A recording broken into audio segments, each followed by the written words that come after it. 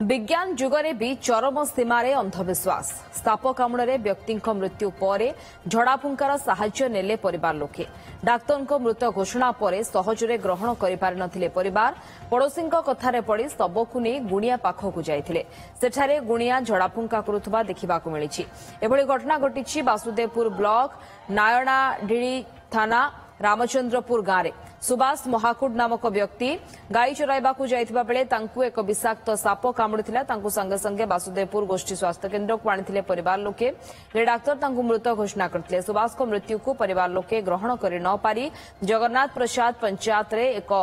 गुणिया पाखक नहीं से बंचाई देवे बोली शुणिबा परे परिवार डाक्तर कथा को खातिर न करी गुणिया पाखक नहीं झड़ाफुंका करुवा देखा मिलता तेज वासुदेवपुर थाना को डाक्तर खबर देथिबा जणा पड़ी।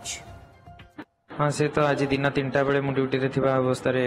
रिसीव डेट हिसाब रे आमे रिसीव कलु तांको डेट डिक्लेरेशन तो से तो पहुंचवा पूर्व तांको जीवन चली जाइतला